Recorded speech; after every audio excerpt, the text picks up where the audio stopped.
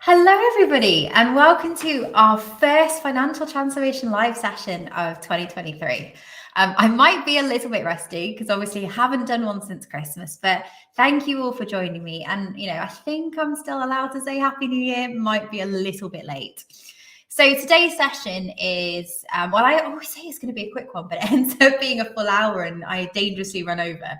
But today's session is all about flash reporting. Everything you need to know in terms of, what it is, how we start to deliver that as well. And I think it has, a lot of people throw this term around. So we're actually going to get into what it is, how we implement, and it is easier than you think. Okay. So as always, we're going to get into the practicalities behind financial transformation, share some best practice and knowledge. But also do remember that this is a live session. So please do ask as many questions as you like. Ideally they would be relevant, but if they're not, don't worry, just put them in there and we'll either follow up after the session or I'll try and find a point in which we can incorporate. And you never know, if we get loads of time at the end of the session, then we'll do a bit of a recap and cover off any questions and maybe turning it into an FAQ on financial transformation, which would be a new thing. So firstly, I just want to say thank you to all those that have reached out recently. I've had loads of people reaching out to ask questions and comments and give feedback. So firstly, thank you to everyone who's been on one of these sessions or listens to the podcast and has come back to us. I really appreciate all of the engagement you guys give me. But for those of you that don't know who I am, have never been to a Financial Transformation Live, well, firstly, welcome. Please do, even our return visitors, say hello in the chat. Our new people say hello as well. So it's great to see a few new names popping up as well. It's lovely to have you here. So my name is Hannah Munro. I am Managing Director and Transformation Lead at ITAS. So we are a Sage partner, but our focus is all about using Sage technology to drive financial transformation. So to create that agile, impactful, and partnering finance team of the future, right? So what we try to do is unpick some of the myths and what was somebody said, the fuzziness that sits around transformation, particularly when it comes to technology. So we're trying to get really practical with these two sessions. So and again, I just say that the chat is open.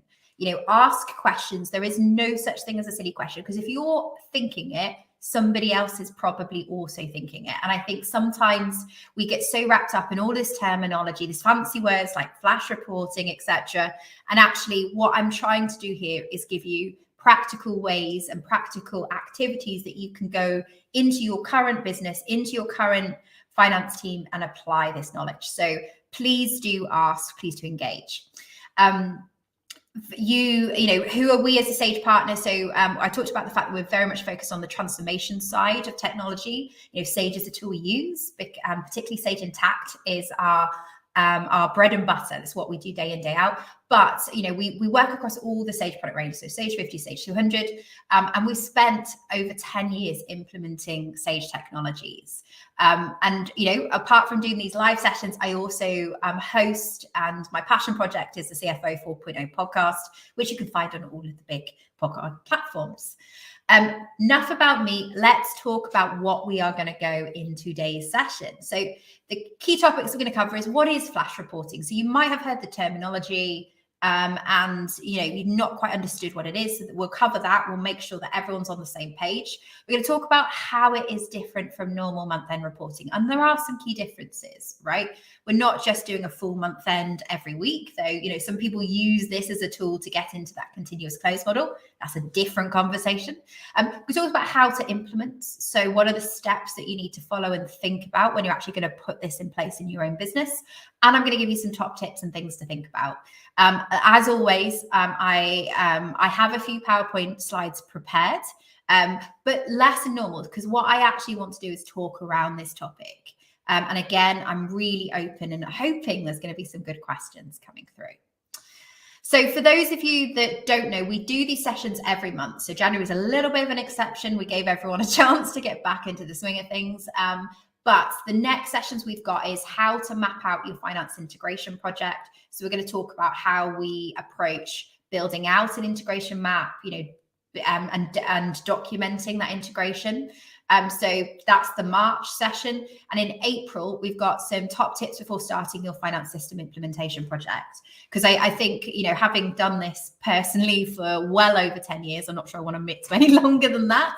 I can quite easily, as I go into a project, I can quite easily see those that are going to have a really smooth time of it. And I can, you quickly get to grips with those that might have a few more challenges. So Sophie, as always, is doing a fabulous job on the link. So if you want to sign up to those sessions, please do. The links are all in the chat. Come join us. Even if you don't, you can't make those specific dates, don't worry. It is available on demand afterwards. And all of our previous sessions, you can actually find on our website. So somebody actually messaged me over the last week just asking how they get access to the older sessions. Can they share them? So the best place to go is our website. So our website is www.itassolutions.co.uk/financials-transformation-live. But don't worry, if you just get onto our website and go to the resources section on our website, there is a whole section with all of the financial transformation lives, and that includes all of the videos and any of the downloads and links that are within there. So here is a list of all of our previous past sessions, because we do a lot of these things are still relevant. In fact, are just as relevant today as we were when we did them. I've got so many topics I want to cover. I wish, and we're actually considering doing these sessions more often. It's just capacity, too many implementation projects. But there's a whole suite of guides. If you suite of content that you can access, and it's free, right? So just get in. If you're new into role and you're just beginning your financial transformation journey, then go back there. If you're a regular listener, perhaps you've missed a session you didn't know we did. There, they are all there on the page and are available.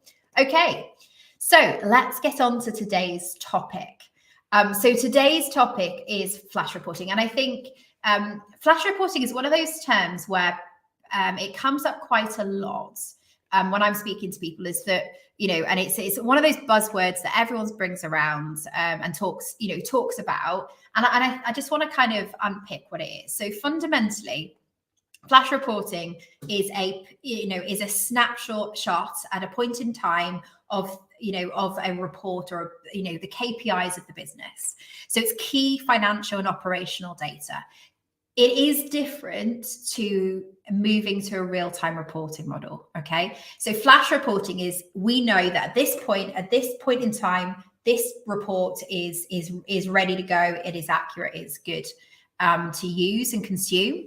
And the idea behind it is that it should be a one-pager, a dashboard that your management or executive team or department heads can access to get a gauge on how the business is doing and how specifically their area is doing. Okay, so ideally it would be the shortest time possible, right? So what I mean by that is, we talked about it being a periodic snapshot. It should cover just that point in time. So you could get to a point where you're doing daily flash reporting. So every morning, 9 a.m., the reports are produced for the wider business. You get that a lot in more sales orientated businesses. But fundamentally, weekly is the most common that we see and we talk about. And again, for me, flash reporting is a stepping stone to real-time, always-on reporting. Like, that's where we want to be, but it's a good middle step to understand and identify the challenges that you have and start to work your way towards that always-on reporting. Okay, so if you're already into always-on reporting, then brilliant. You may not need to attend this session, and perhaps look at some of the sessions that we've got. But if you aren't able to at any point pull a report and know that data is correct and up to date and valuable to the business, then this is a great way and a step in the right direction. Okay. And again, anything I say doesn't make sense, needs more depth or delving into, then please do just pop, do chime up in the chat, and do ask questions. So fundamentally, flash reporting is a snapshot of the business, the financial and operational data, normally in one and ideally in one view, so that people don't have to delve into, pull lots of different reports, so that they can get an idea of how they are performing. And I guess, just to follow up from the what is, why is this important? So if you think about the current environment we are in right now in terms of the economic change, and if you think about the environment that we've had over the last sort of 3 to 5 years, it's been a crazy couple of years. There's been so much change, and businesses have had to be really agile and react quickly to the current circumstances. And what flash reporting does is it gives you a way to go, do I need to make a course correction? So you think about that massive ship, rather than getting to the end of the month, maybe even 2 weeks later after the end of the month, because that's how long it takes you to close your month end. And at that point, correcting the ship, you're already off course. So what a lot of businesses do and finance teams do is use flash reporting as a way to go, do we need to tweak our direction? Do we need to make a course correction, a slight one, a small one, to make sure that we end up at the end of the month where we need to be as a business? And it's a lot easier to make smaller corrections and tweaks and get on stuff earlier than it is to find, to catch up with a huge gap at the end of the month. So that's what we mean by flash reporting. It's also a really good way to enable the wider business to make better decisions. Okay, so if you think about budget holders, because they'll be potentially approving costs, seeing invoices come through as they go through the month, but actually by surfacing them visibility of how their team is doing, they're just more aware. And again, the whole sending out, and I do refer to it as a sending out. It can just be an alert to say your dashboard is ready, right? But that process of saying to everyone, right, this data is good to go, the reports are there, kind of gives them a mental check to go, right, I'm going to go in and check. And I'm gonna make sure that we're on track and we are where we need to be. Sorry, word salad this morning. I think it's the cold. So it just gives you that opportunity to bring everybody onto the same page and allow them to make their own course corrections before you get to the end of the month. Okay, so the other reason that flash reporting is really valuable is that, like I said, for me, it's a pathway to continuous close and real-time reporting. Because in order to deliver flash reporting, maybe that's the next step. Like, let me move on, talked on this slide, move it along. But flash reporting is different to your management reporting in a couple of different ways. The first thing is it needs to be quick to prepare, right? If not instant. A lot of our customers are, have access to this, and it's more about just sending out that email to say, guys, flash report, dashboards are all there. I've reviewed them. They're good to go, jump on them. So it should be quick to prepare, if not instant. It may not be 100% accuracy. And this is a big thing for some finance teams. Now, if you've ever had to get reports out to people, there is always that fear that you're going to put something in front of somebody and there's going to be a hole in it, or it's not going to be quite right. You've got to get into the mindset that with flash reporting, with real-time reporting, it needs to be good enough. And good enough is something that in finance we need to become a lot more comfortable with, because we need, rather than waiting for perfection, that extra 2 weeks of rigor that we do at the end of the month end, those extra 5 days of reconciliations that we do depending on how long your month takes, right? That adds value at the end of a month, at the end of a year. But giving people access to information earlier, even if it's not 100% correct, is still enough to give them a gauge. That's all we're looking to do. We're looking to give them indicators. Are we about to hit an iceberg? If so, I want to know now. I don't want to know once we've hit it, because we wanted to triple check that it was actually ice. Yeah. We want to absolutely get visibility nice and quickly. And the third thing, and I think this is about educating your consumers of reports, is that those numbers will change. You will get more invoices, but you will get more orders being placed. You will have accruals and some of those elements coming in, But what fundamentally flash reporting should do is say, are we on the right track? Yeah, it looks like we're going in the right direction. Great. Let's move on and start and keep that direction going. That is what we're looking to do. And fundamentally, if we go back to my first point, which is about it being quick to prepare, if you can speed up the production of those reports, so it literally should take minutes, it should never take hours, right? If you are spending hours to prepare reports, there is something wrong with how you are doing it. Not with how, your skills potentially, but with either your data. And we'll talk about some of the things that slow stuff down, but it needs to be quick to prepare, right? Because you need to be able to do this daily if you needed to, weekly at a minimum, and just get it out.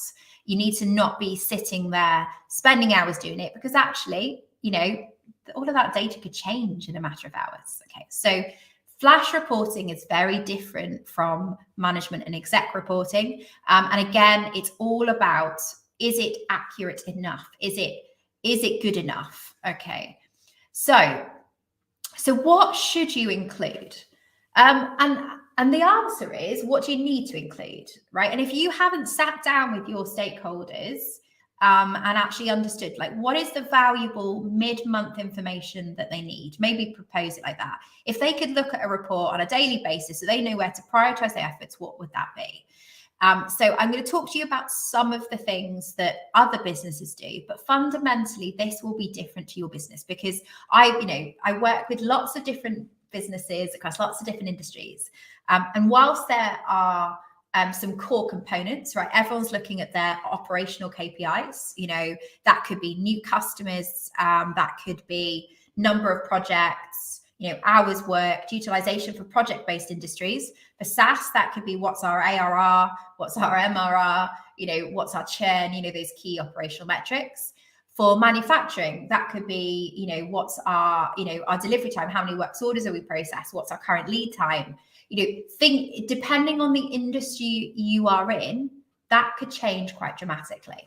So thinking about the key KPIs that drive your business, and I'll talk to you about sometimes what you want to report and may not be what you're able to. So we're going to go through a process of how we deliver, but fundamentally start with what does the business need, right? We'll get to how do we deliver it afterwards. So fundamentally, operational KPIs, that could be pipeline, think about all stages as well. Finance is becoming more than just the P&L producers and the balance sheet producers of the business. They are owning, or certainly the ones that we're working with, are starting to own the wider data analytics piece. Finance is becoming the team that are connecting finance data into operational data and surfacing that for the organization. So, think wider than just the financial data. Start there, but think wider. Obviously, there is a financial element. So things like liquidity, what's our cash flow looking at? Really, really important at the moment.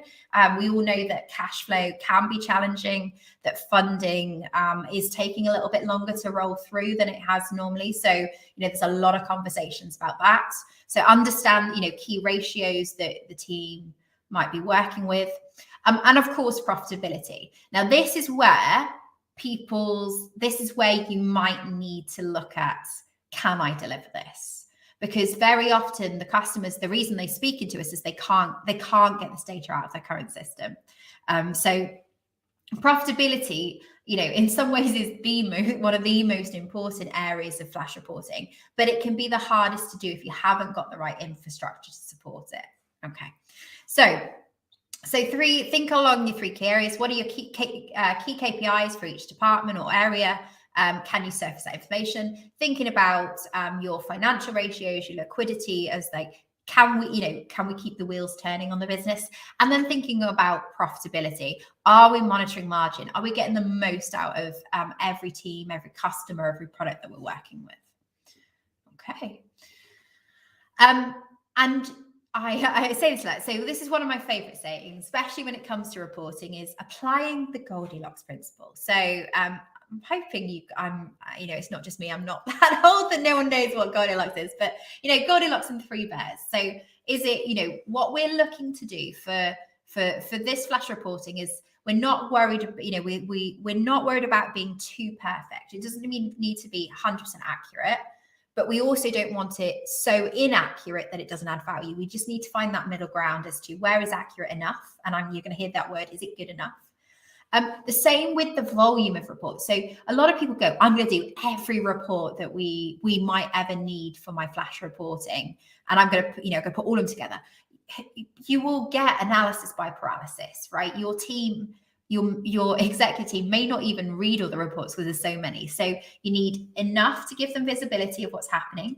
You need to make them relevant to the business area or their direct responsibilities, okay? But you don't want to overwhelm them with too much, but you also want to make them useful. If people aren't dialing in to look at that, then something is wrong. Yeah, so most executive teams are screaming out for information. They want more. And if you've got people that aren't consuming reports, then that is a go back to the drawing board and make sure you follow the process that we will talk about shortly in terms of how you approach reporting. Okay.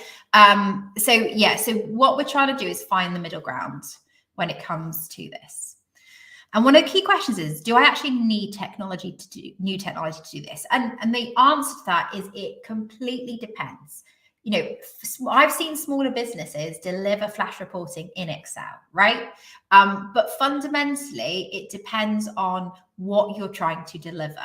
Excel has its place in that small business, but fundamentally, you need to think about three things, right? So the technologies that tend to be discussed in order to deliver this are I say it's technology, but fundamentally you need to think about your reporting architecture. And I'm realized, guys, apologies, I'm missing an extra thing. So the four things you need to think about are your reporting architecture. And what I mean by that is your data structures that sit underneath your finance system. So very often, the reason that people can't get out the reporting that they want is because maybe their chart of accounts isn't designed to work in that way. Maybe the data architecture that's sitting in the finance system doesn't have the ability to tag a transaction with a customer. Yeah. So the first question you need to ask is it my technology or is it my reporting architecture? Is it how I'm entering data? Again, you need to do that. The second thing you might need to look at is integration, because obviously we want to push data out to the business on a regular basis and a quick basis. And fundamentally, if you are spending hours and hours importing data or manually keying in data from system to system, fundamentally that's not going to work, right? You're not going to be able to get the data out and the information out in a way that is practical. So that's the second thing. So think about your integration. The third thing is report production. And the reality of reports is that you can do things like ODBC links to get TBs directly into Excel sheets, etc. But you need to be able to surface that information and share that information with your executive team. So what I say to people generally is you can start with Excel, but if you genuinely want to get into that real-time reporting, dashboarding based scenario, you are going to need some kind of reporting or analytics tool. Now that could be a decent finance system with it embedded, or a data analytics layer that sits on top of your finance system. So either or, you might need to look at that, and you need to find ways to automate your day-to-day tasks.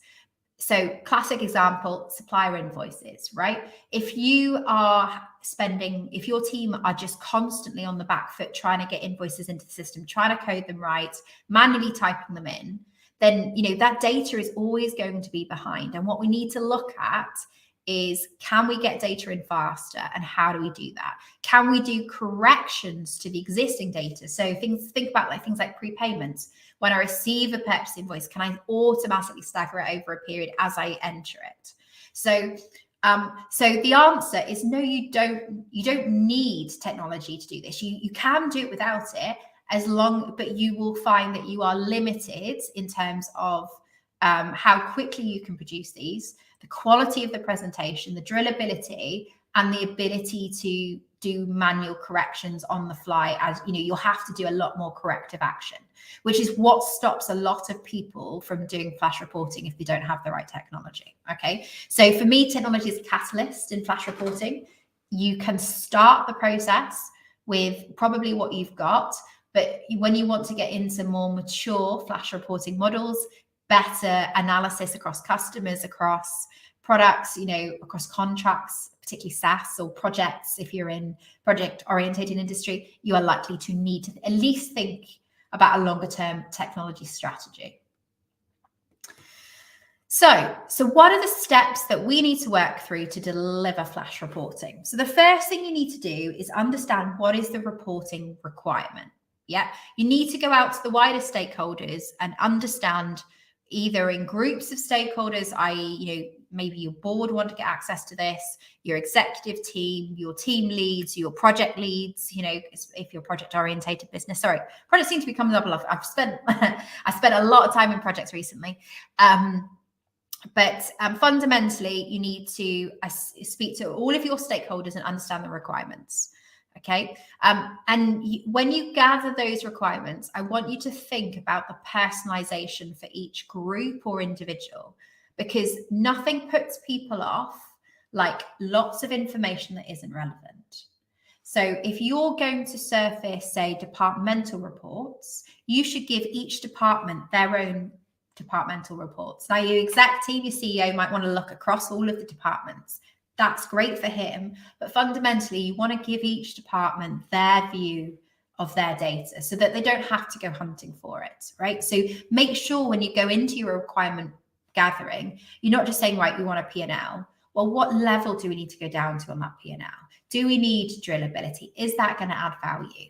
Do we need to be able to split, like marketing? Do they need to be able to have more depth of information in terms of splitting out their spend, not just by their nominals, but by the supply within those nominals? How much they're spending on Google, paid ads, how much they're spending on SEO, etc. So you really need to make sure you are clear on what the end goal is for those departments, what that team uses, because the last thing you want is you to send some cracking, you get the reports out, you get the P&L out, and then they come back with, oh, can you just give me that drill down? No, that's not what we're trying to deliver here. We're trying to surface the exact information that they need so that they can consume it instantly, understand if they're on track, and move on. Yeah, that's really, really important. So get your requirements gathered first. And don't feel like you need to qualify at this stage. Okay, we're going to get to that. So what I want you to do is really spend the time going, if I could wave a magic finance wand and I could give you any kind of reporting, what is it that you would really add value? Yeah, so understand the perfect scenario. What does exceptional look like for them from a reporting perspective?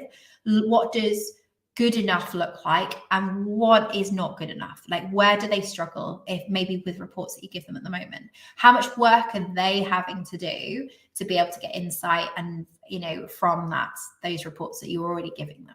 Okay, so requirement gathering. So remember, different stakeholders, understand what is the different levels of reporting, so exceptional, good, not good enough, and understand the personalization requirements for each group.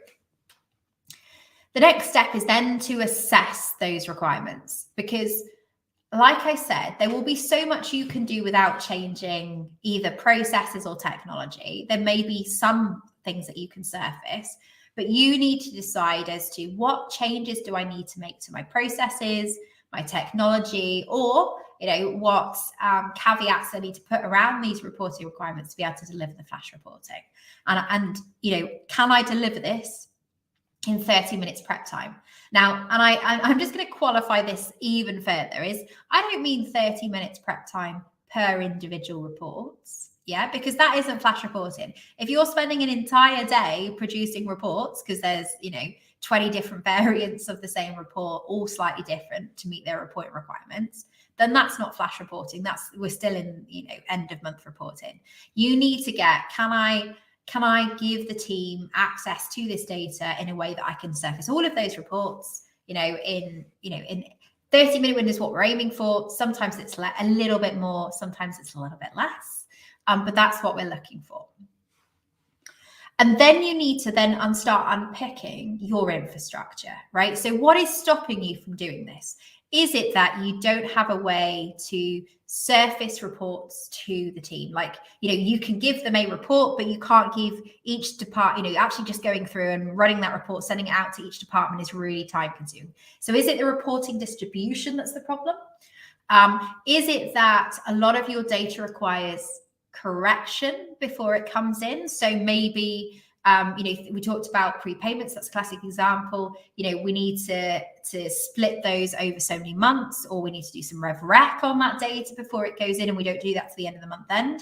So you need to think about, like, can I bring that forwards? Can I do it on point of entry? Do I need to look at some processes or automation around that? And also, is there data that you just can't get hold of until the end of the month? So have this a lot with things like payroll. So what you might want to consider is, can I get like estimates into the system that are almost like a halfway house? And now this will depend on your finance technology, but we do it a lot within tech, where we'll kind of have like almost like a forecast layer or a commitment layer that says, this is where we think, based on the hours that have been worked, this is where we think our salary channel is going to end up, or this is the budgeted salaries for this month, this is the headcounts, etc. So can you get in estimate data? So you spend your time getting the estimate data in to put the other information into context. Maybe you need to rethink your chart of accounts, because the guys want to split their P&L and look at this level, but your P&L is very top level. So all of those kind of questions, so unpicking the reporting requirements, happens at this stage. So you've got requirement gathering. What is it that the business wants and needs? Reporting assessment. Can I currently deliver that? If not, why not? Then we go to like, if I wanted to deliver the dream that the team are asking me for, what are the things that I need to change and do? So is this process related, technology related, or other, right? Because there's always another. And then what you want to do is prioritize. So anything that you can get out quickly, do it, right? If you know that you can, you could just start with the basic, the very basic, which is each week we're going to send P&L, balance sheet, age debtors, age creditors out, right? And that's where we start. So you need to prioritize how you're going to do. Maybe there's a particular department that is struggling. Maybe they're consistently over budget. Focus on them. Yeah, so there's lots of ways that you can prioritize, but you might find that there's a certain set of reports that are super easy to get out. If you can get them out, just get those out, and that's your first wave of flash reporting. And then you can put together a plan, or, which is my next step, a phased implementation. So then what you say is, right, this set of reports and these set of stakeholders, I can deliver, I can deliver the medium level, the good enough level, and I can do that pretty quickly. So I'm going to start there. These set of stakeholders, I can't deliver anything good. So they are going into my priority for infrastructure change. Yeah. And they'll be part of the next wave, but we're going to deliver the exceptional that they're asking for. These guys actually, they don't really need reporting. They're not a priority at this stage. So we're going to put them on the back burner. So just chunk it down into achievable phases, right? I tend to say 6 weeks, 3 months is normally the ideal, in terms of delivering, like mini phases of an implementation. It just depends on what you're delivering, etc. But, if you're saying, right, phase 1 is 12 months, you're not moving fast enough, is my honest opinion, and you need to get it going faster. So you might need some help. So speak to your software provider, reach out if you're struggling, ask me any questions, anything that is stopping you. You should have got through all of your barriers as part of your reporting assessment infrastructure. I just have a list of what is stopping you, and we'll help you unpick it, right? So just figure out where those barriers are, and then we can figure out how we fix them. But you've got to understand the barriers before you do. Now, once you've actually implemented and you've got your first set of reports out, you then need to evaluate. So there's a couple of questions that you need to ask yourself around the flash report you delivered. So the big question is, did it add value? Did the stakeholders get what they needed to out? What is their feedback on what I gave them? Did it, was it accurate enough? Yeah, not was it accurate? Was it accurate enough? Did it have enough personalization? Did the stakeholders then look at that and go, actually, now I need to know this to be able to action what I've seen? So that's the first part of evaluation. The second one is the actual process of delivering that flash reporting. How long did it take? What were the barriers I encountered? What were the challenges that we had in getting this out? And from a finance perspective, was it accurate enough? Is there ways we can make it more accurate? If there are things we can do differently, okay? And you need to feed back in that cycle. That's why I say, like, phased implementation is always a good thing. Focus on the quick wins, let's get some momentum, but then keep looping back round. So a lot of people do the first wave and go, oh God, sit back, breathe. Oh my God, we've got it out. We'll just do the same thing again. No, right? We're building this agile, continuous improvement methodology within finance. It needs to keep rolling. And then we execute again. This is the thing, you've got a week, right? So reports out, quick huddle, go like, how was it? What worked well? What didn't? What do we need to change? Right, next piece, okay? And then execute again. And because you're doing this in a really slick periodic basis, you'll really see momentum and you'll see those changes really quickly. Okay, so I am going to actually take a breath. As I said previously, guys, please do ask questions. I've noticed a few comments. I've noticed some people saying hello, which is lovely, and bits and pieces coming into the chat. So please don't feel like you can't ask questions. If anything I'm saying doesn't make sense, or there's a scenario that's specific to you that you think, well, how would you address that? So please do ask. Put your comments in the chat. I'm happy to do it because, again, this session is all about building a community of people that are going through transformation. Whilst I've been doing this for a very long time, I'm in no way seeing myself as the ultimate person. And if I don't know somebody, I'll probably know somebody that can help you. So I'm always happy to pick up afterwards. Okay, so route to flash reporting. From the top, gather your requirements, speak to your stakeholders, establish what good enough and poor looks like. Assess each of those requirements to decide how quickly I can deliver it, how quickly I can make the changes, how much value is this going to add to the business. Then go through your infrastructure. What could I do to build an infrastructure underneath and around my finance systems and processes that will allow me to deliver all of the requirements that I've been asked for? What is it I need to change? And then go back and say, where do I need to prioritize? And I'm going to think about time to delivery. How quickly can I implement this particular item? How much change do I need to make? What is it going to cost me to make those changes? And prioritize accordingly. I'm then going to implement in a phased manner. So I'm not going to try and do everything at once. I'm going to have a continuous wave of new reports and value add insight coming out. I might just start with surfing the numbers and then look at a more phased implementation where I add context or commentary around my reporting. And then after each wave of reporting, I'm going to take a step back. I'm going to think about what worked well, where could I improve, how could I make this more accurate, and what do my stakeholders get out of that? Because if they're not consuming reporting that you are giving them, then you're not serving the right reporting, right? So you need to understand that requirement, or it's not easy to interpret. Do you, for those non-financial users, do you need to display it in a format that is easy for them to see? Like literally has budget and actual.